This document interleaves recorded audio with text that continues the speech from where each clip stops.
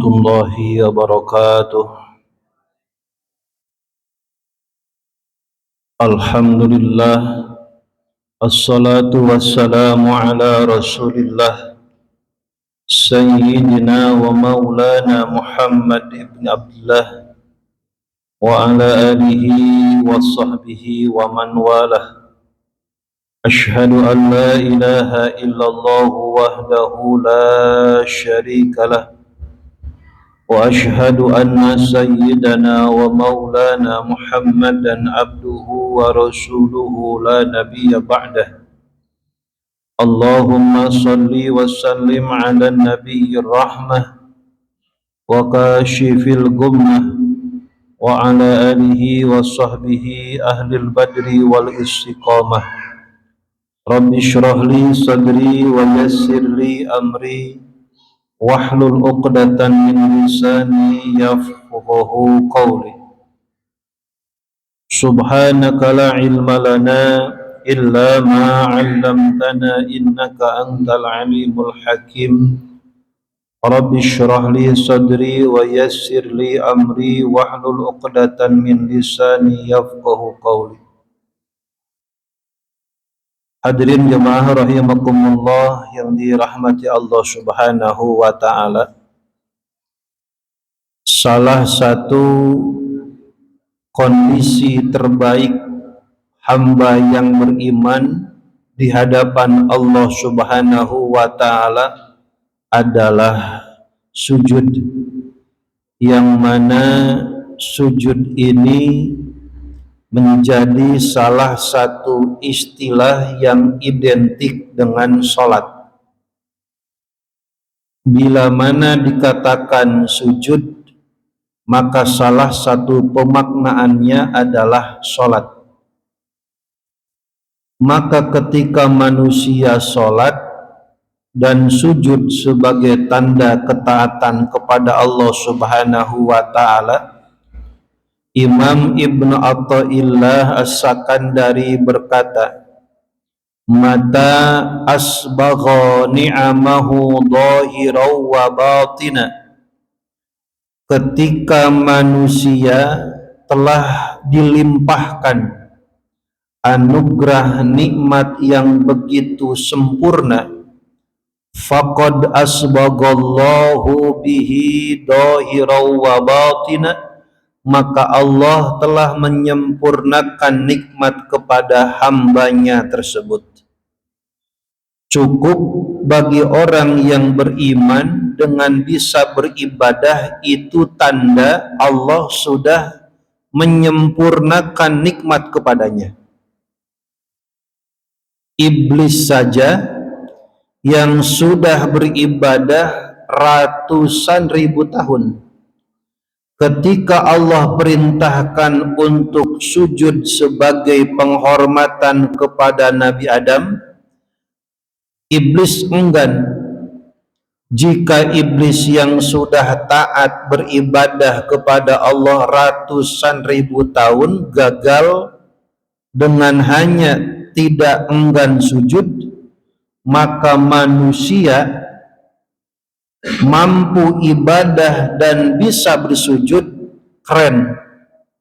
Iblis saja enggak mau sujud, sehingga ayat-ayat di dalam Al-Quran yang berbicara tentang sujud, semua pelakunya adalah aqilun, makhluk Allah Subhanahu wa ta'ala yang berakal. Kecuali ketika Allah memerintahkan kepada iblis untuk bersujud, iblis enggan. Padahal ayat-ayat Al-Quran yang berbicara tentang makna sujud, pelaku sujud itu sendiri adalah semua hamba-hamba yang berakal. Akan tetapi ada yang maknanya sujud tetapi tidak berakal. Ini menunjukkan bahwa makhluk Allah ciptaan yang dianugerahkan akal dan budi pekerti seyogyanya seperti pengamalan daripada ayat suci Al-Quran, yaitu bersujud. Maka hadirin rahimakumullah yang dirahmati Allah subhanahu wa ta'ala, beribadah ini tidak bisa dengan kreativitas kita, tidak bisa dengan semaunya dan seselera kita. Paket daripada ibadah ini jelas diriwayatkan daripada sahabat Abdullah bin Abbas, ya ayyuhalladzina amanu atiullaha wa rasulah. Hadirin rahimakumullah yang dirahmati Allah subhanahu wa ta'ala, setelah kemarin kita membicarakan pertemuan sebelumnya amaliyah salat yang menggambarkan bagaimana para ulama salafun soleh merekam baginda Rasulullah Shallallahu Alaihi Wasallam melaksanakan salat. Pertemuan sebelumnya kita membicarakan tentang perihal rukuk. Maka selanjutnya amaliyah setelah ruku sudah barang kita tentu dan kita gambarkan bahwasanya setelah ruku adalah i'tidal. Namun betapa banyak pembahasan di dalam ruku itu sendiri, bukan hanya sekedar melaksanakan daripada bagaimana rukunya Rasulullah Shallallahu Alaihi Wasallam, tetapi hal-hal yang berkaitan dengan salah satu amaliyah dalam sholat, ruku itu sendiri. Di antaranya permasalahan yang berkaitan dengan ruku.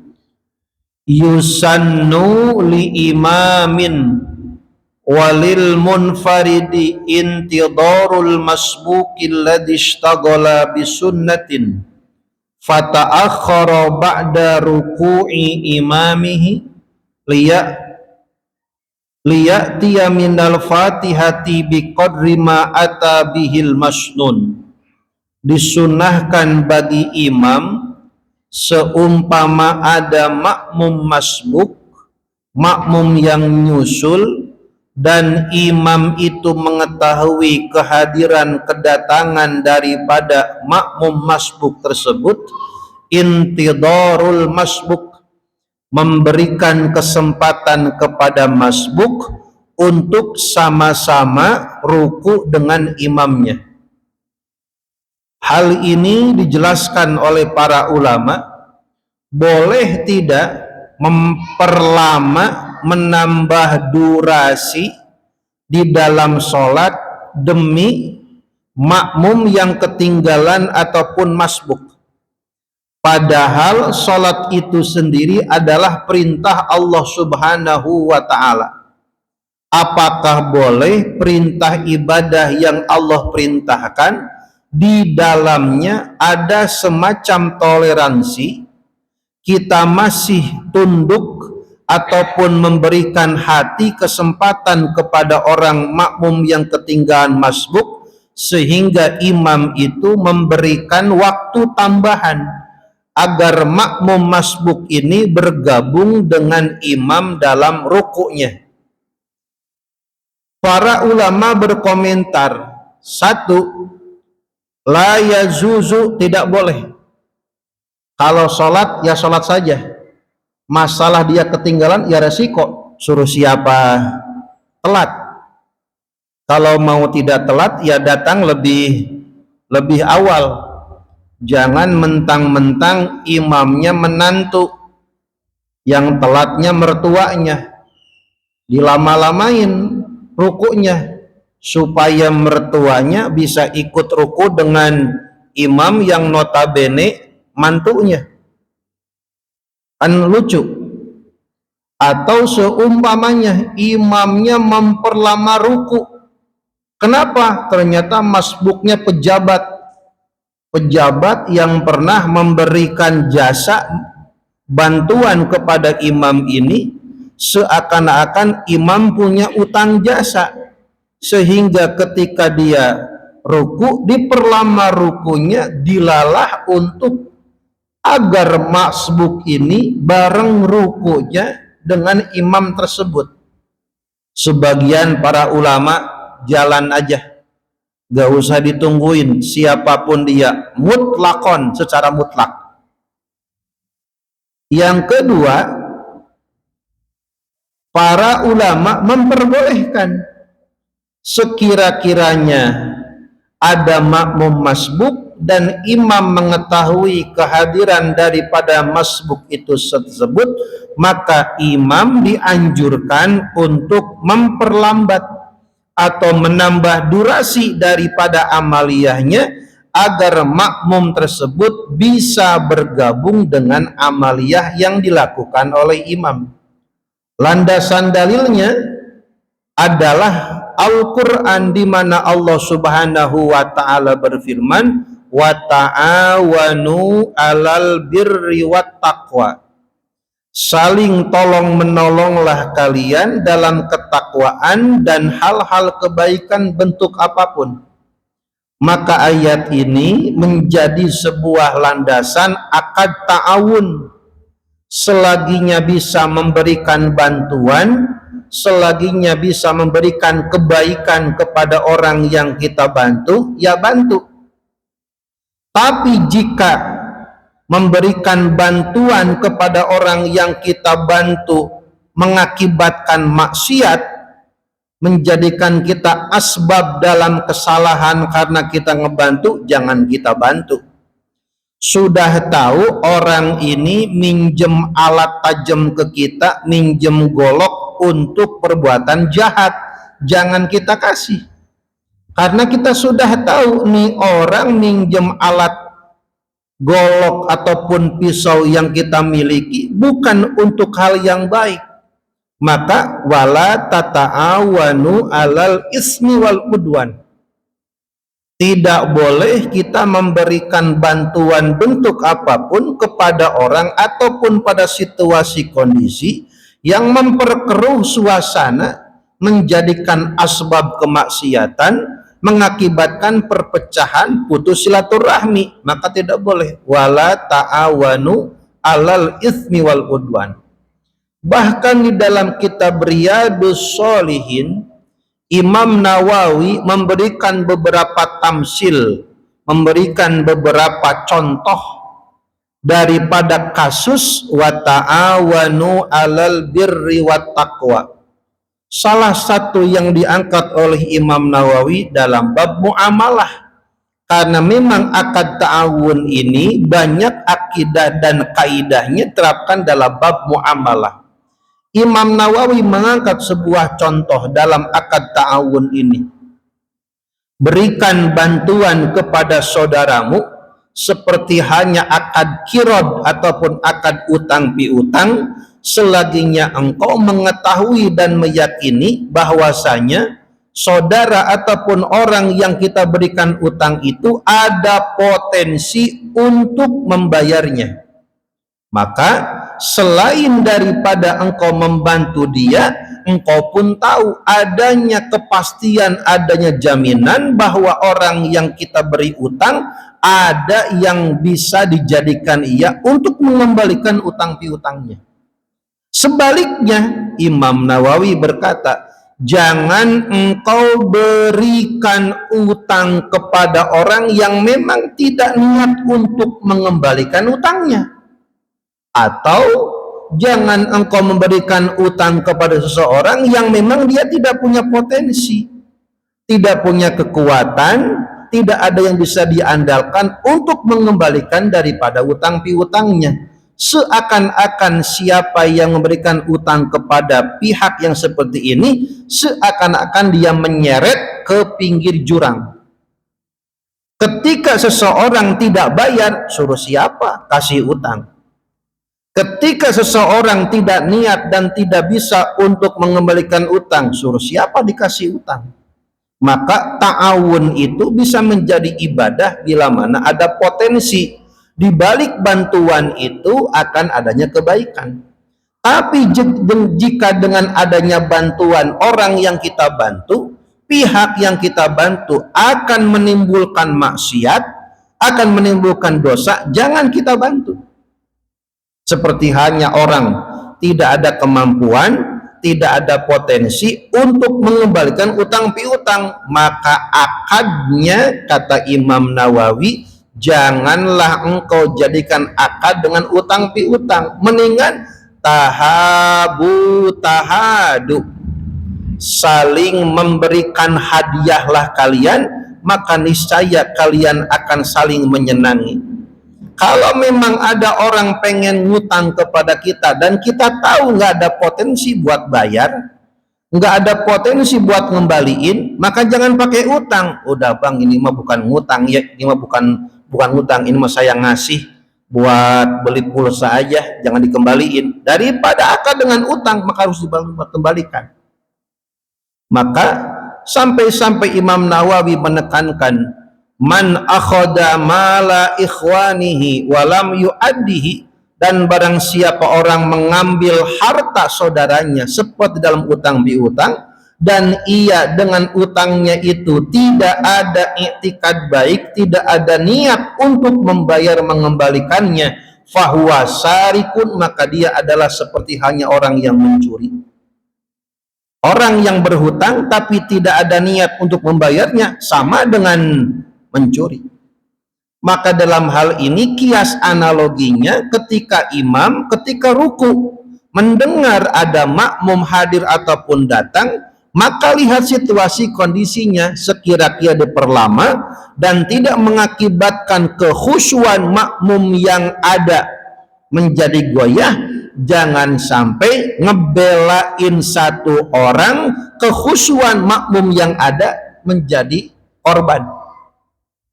Maka hadirin rahimakumullah yang dirahmati Allah Subhanahu wa taala, maka pendapat yang ketiga, lihat situasi kondisinya. Hadirin rahimakumullah yang dirahmati Allah Subhanahu wa taala, masih berkaitan dengan ruku'. Yusannu lahuma intidarul masbukil mutaakhiri jahlan liitmami fatihatihi ba'da ruku'i imamihi. Bila mana imam sedang ruku, mendengar ada makmum masbuk, tapi makmum masbuk ini enggak begitu paham. Bagaimana enggak begitu paham? Seharusnya SOP-nya, aturannya makmum masbuk, idza wajadal imam sajidan, bila mana makmum masbuk mendapati imam posisinya dalam keadaan sujud, fasjudu ba'da taharrumihi, maka langsung sujud setelah makmum masbuk ini ba'da taharrum, setelah takbiratul ihramnya, Allahu Akbar, imamnya lagi sujud, langsung sujud. SOP-nya begitu. Bila mana menemukan imamnya ruku, roki'an faraku, maka ruku. Allahu Akbar, takbiratul ihram dulu. Ketika takbiratul ihram selesai, imam ruku langsung. Atau makmum masbuk, ketika dia datang imam lagi tahiyat, terus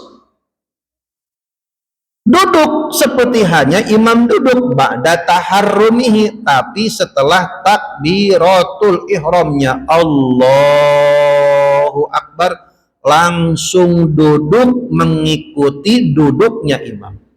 Nah, ini kalau makmum masbuknya paham. Ada ternyata makmum masbuknya kurang rada tapi paham. Imam ruku, makmum masbuk datang, Allahu Akbar, baca doa iftitah, baca Fatihah segala, baca surat, ya atau ketinggalan pasti. Seharusnya bila mana menemukan posisi imam sedang ruku, setelah takbiratul ihram, makmum langsung ikutin ruku, nggak usah baca-baca yang lain. Seumpama ada jahilan makmum masbuknya kurang informasi, malah nyantai Allahu Akbar baca Fatihah, bukannya ikut ruku bareng sama imam. Bagaimana sikap imam bila mana menemukan masbuk yang begitu? Yusannu lahu, masih sunnah bagi imam intidarul masbukil mutaakhir, menunggu, memberikan kesempatan kepada makmum masbuk yang tertinggal, jahilan karena kurang informasi, tidak begitu memahami bagaimana tata cara masbuk, liitmami fatihatihi, karena makmum masbuk ini malah baca Fatihah ba'da ruku'i imamihi, setelah imamnya ruku, ini makmum malah baca Fatihah. Maka beri kesempatan dulu, tunggu dulu. Kalau Fatihahnya sudah beres Fatihah, dia ruku, ya alhamdulillah. Tapi kalau setelah Fatihahnya ini masbuk malah baca surat, tinggalin begitu mah.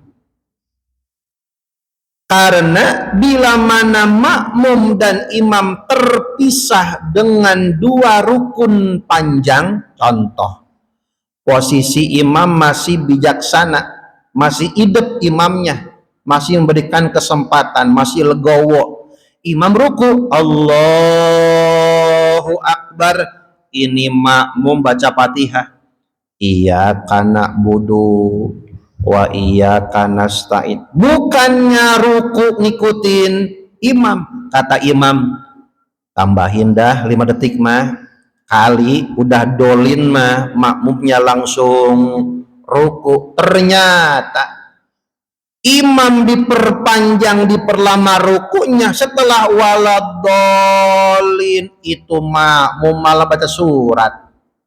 Kata imam, iya ditungguin malah baca surat. Imam gas i'tidal, jangan ditungguin. Ternyata imam i'tidal, ini makmum masih baca surat baik. Satu, itu makmum saat itu ketinggalan ruku. Dua, i'tidalnya imam sudah lewat, imam sujud, Allahu Akbar, imam sujud, makmum yang tadi baru selesai baca surat. Imam sujud, makmumnya ruku, maka otomatis kondisi itu makmum dan imam terpisah jeda dengan dua rukun, ruku dan i'tidal. Menurut mu'tamad daripada madhab Syafi'i dan pengikut ashab daripada mazhab Maliki, maka rokaat itu bagi si makmum tidak dihitung rokaat, batal sholatnya saat itu, nggak dihitung rokaat. Sehingga nanti kalau imamnya assalamualaikum, assalamualaikum, makmum yang begitu jangan ikut salam, langsung berdiri. Karena yang tadi, kalau apalagi kalau seumpama 2 rokaat tertinggalnya, waduh bahaya. Maka disinilah betapa banyak orang yang membaca tetapi tidak memahami apa yang dia baca. Betapa banyak orang yang mendengar tetapi tidak memahami apa yang dia dengar. Sehingga baca mah membaca, mendengar mah mendengar, tetapi ketika menarik benang merah menyimpulkan keliru. Bila mana kesimpulannya keliru, maka dalam ibadah otomatis konsekuensinya la tasihhu wa tabtulu, batal ibadahnya dan tidak sah gara-gara memahami tata cara ibadah keliru, tidak sesuai standarnya. Hadirin rahimakumullah yang dirahmati Allah Subhanahu wa taala. Yusannu lahul intidaru fil qiyam liman alima min halihi annahu raka'a qabla ihramihi ihraman hawiyan. Demikian pula imam masih diberikan kesempatan untuk ruku bila mana ada makmum kedengeran, makmumnya baru takbiratul ihram, buru-buru. Imam ruku, Allahu Akbar, ada masbuk, Allahu Akbar, kedengeran. Makmum di belakang ada yang masbuk. Kadang-kadang makmum yang paham dikencengin suaranya, dikencengin takbiratul ihramnya, itu kode sen kepada imam supaya imam jangan terlalu cepat, kita telat. Ketika datang imam sedang membaca akhir daripada surat, otomatis sebentar lagi imam akan ruku, kita takbirnya kencengin dikit sekira-kira supaya imamnya ngedenger. Ketika imamnya mendengar, maka imam yusannu al-intidor, nunggu supaya makmum yang masbuk ini ruku bareng dengan imam. Lagi-lagi kaidahnya ta'awun, memberikan bantuan, kesempatan kepada orang untuk sama-sama berbuat baik.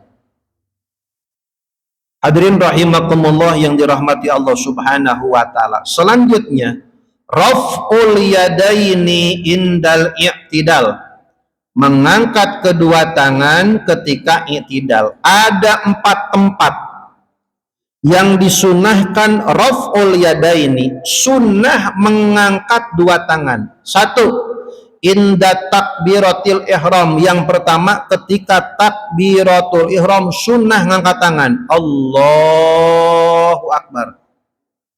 Esensinya saya lihat, simak. Esensinya bukan geraknya, esensinya adalah hukumnya.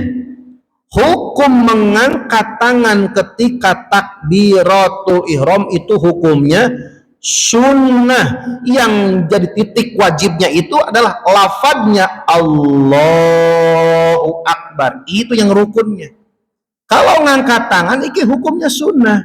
Oleh karena sunnah boleh beda. Tapi kalau beda, jangan asal beda. Bedanya harus dilandaskan dengan ilmiahnya. Silahkan boleh beda, tapi bedanya pakai dalil. Bagaimana bedanya? Ada yang ngangkat tangannya ke atas, sejajar dengan bagian atas telinga, Allahu Akbar, riwayat Imam Tirmizi.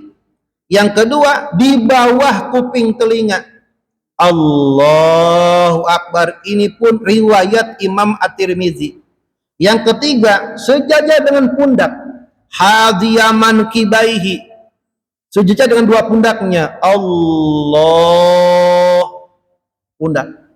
Mau di pundak boleh, di kuping boleh, di atas kuping boleh, tiga-tiganya boleh. Yang nggak boleh mah Allahu Akbar. Nah, nggak ada dalilnya, ada contohnya.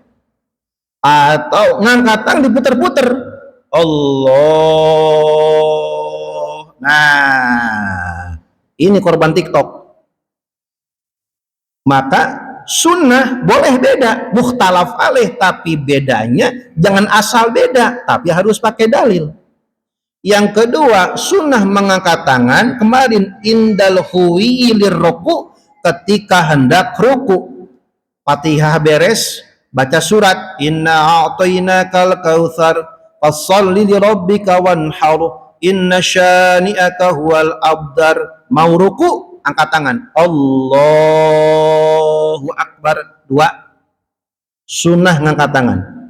Yang ketiga, raf'ul yadaini indal i'tidal, ngangkat tangan ketika bangkit dari ruku hendak i'tidal. Sami Allahu liman hamidah, sunnah ngangkat tangan. Yang keempat, indal qiyam min tahiyyatil ula, ketika berdiri dari tahiyat pertama di rakaat kedua bangkit ke rakaat ketiga, sunnah ngangkat tangan. Asyhadu an la ilaha illallah wa asyhadu anna muhammadar rasulullah. Allahumma sholli ala sayyidina Muhammad wa ala ali sayyidina Muhammad. Bangkit berdiri, Allahu Akbar, 4 tempat. Sunnah 4 tempat berarti bila mana mengangkat tangan di selain 4 tempat ini makruh. Dan makruhnya bila mana over berlebih-lebihan batal sholatnya. Gara-gara sunnah salah tempat. Sunnahnya tidak dipahami dengan benar. Sunnahnya gagal paham, prakteknya salah, bukan makruh, batal sholatnya. Gara-gara sembarang ngangkat tangan, bukan bertempatnya. Pak Ustadz kan sunnah ini, betul sunnah, tapi kalau sunnah salah prakteknya bukan makruh, bisa membatalkan daripada sholatnya. Kita ulang-ulang contohnya. Sholat pakai peci sunnah, nggak pakai peci sah-sah aja.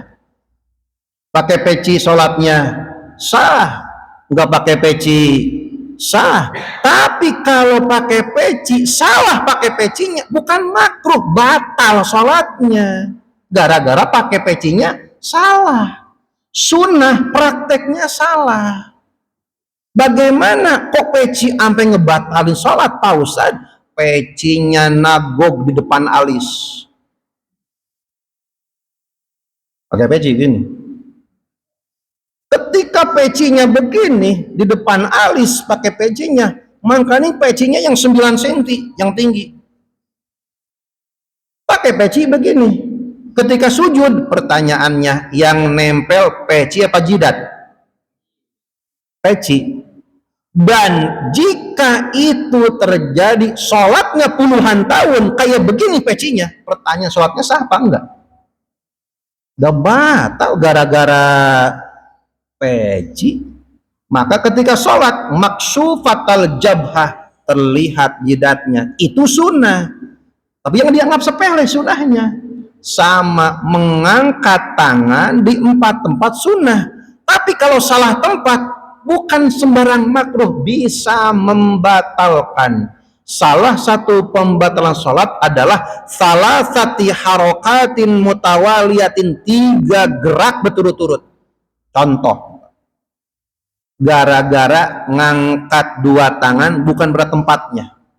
Contoh, ngangkat tangannya di rakaat pertama, kan nggak ada di anjurannya. Yang di anjuran ngangkat tangan tuh ketika selesai tahiyat ke rakaat ketiga. Seumpama ngangkat tangan bukan bertempatnya. Contoh, nih contoh, umpama dari sujud rakaat pertama sujud mau ke rakaat kedua, kan nggak ada ngangkat tangan. Seumpama ngangkat tangan Allah, padahal ini tidak ada sunnah. Bila mana ngangkat tangan bukan pada tempatnya, maka hukumnya makruh. Tapi kalau 3 gerakan bukan makruh, jadi batal sholatnya. Awal 2 tangan udah berapa gerakan ini? Berapa gerakan? Ya 2, uang tangannya juga 2, 1, 2. Allahu Akbar. Berapa gerakan itu kira-kira? Coba hitung lagi. Tangan berapa tangan? Udah 2 tangan. Allahu Akbar. Berapa ini? Batal sholatnya. Udah batal. Apalagi sholatnya yang kayak kena gempa. Sholatnya kayak kena gempa. Sholat. Oh, Akbar.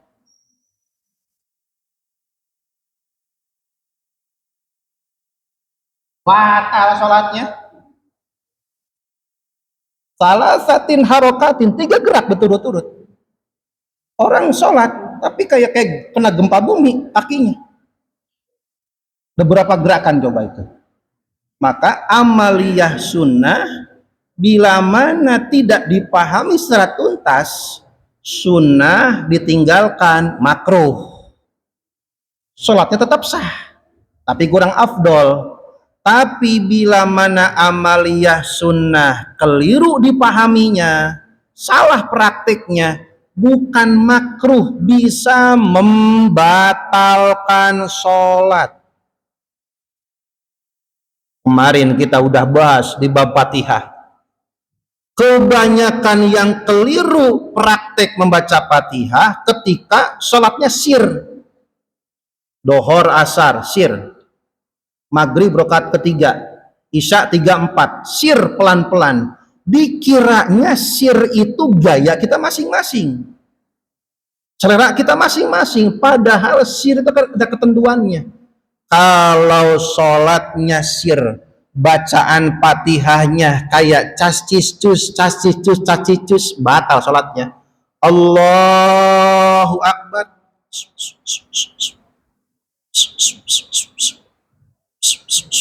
ini Fatihah baca sicus, begitu doang Fatihahnya. Ketika di luar sholat suaranya kenceng, ketika sholat nggak ada suara, cuman tascicus, Allahu Akbar. Yang begini Fatihahnya sama dengan sholat. Apa bedanya dengan nyiul? Wong Fatihah gue gak baca Fatihah, cuman siul, atau baca Fatihahnya timbul tenggelam. Allahu Akbar, Bismillah, Ar-Rahman, Malik, Asta'in, Mustaqim, Sirat, Him, Dolin. Kadang-kadang kedengeran, kadang-kadang ngelap nggak kedengeran. Fatihah itu rukun qauli yang harus dilafalkan, ada suaranya, harus jelas, tidak boleh hanya sekedar menggerakkan bibir, tidak boleh bacaannya timbul tenggelam, tidak boleh hanya menggerakkan bibir seperti orang bisu. Kalau orang bisu, betul digerakin bibirnya karena nggak ada suara. Ya wong kita sehat. Ketika Fatihah, bi ayyusmi anafsahu, harus terdengar oleh kupingnya sendiri. Bismillahirrahmanirrahim. Alhamdulillahirabbil alamin. Ar-Rahmanirrahim. Baru disebut sir. Maka ada peribahasa rahasia. Apa rahasia? Persoalan di dalam kehidupan yang hanya kita yang tahu. Istri nggak tahu, suami nggak tahu, anak nggak tahu, teman, sahabat, tetangga nggak tahu. Yang tahu hanya kita, disebut sir. Bacaan yang hanya kita yang tahu, yang dengar, namanya sirriyah.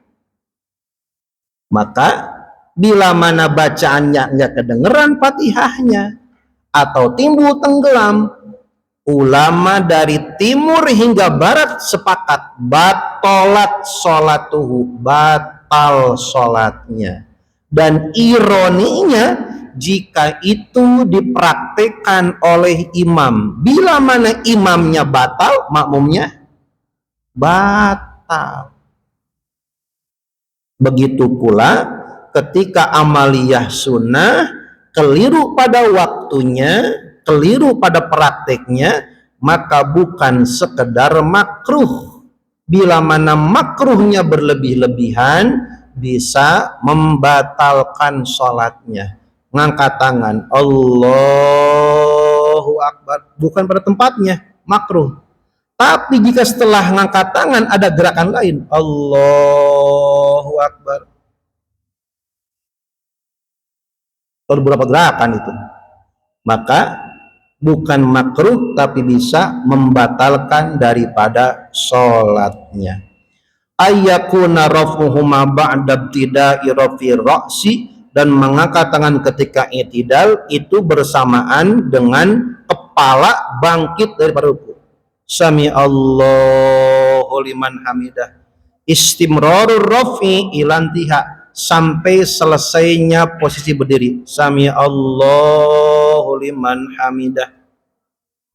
ayyakuna rafuhuma bihayati hasabiqah min tahrim, sama ngangkat tangannya seperti ngangkat tangan ketika takbiratul ihram. Prakteknya sama, mau di dada sami Allahu liman hamidah boleh, naik dikit sami Allahu liman hamidah ke telinga boleh, paling atas sami Allahu liman hamidah boleh.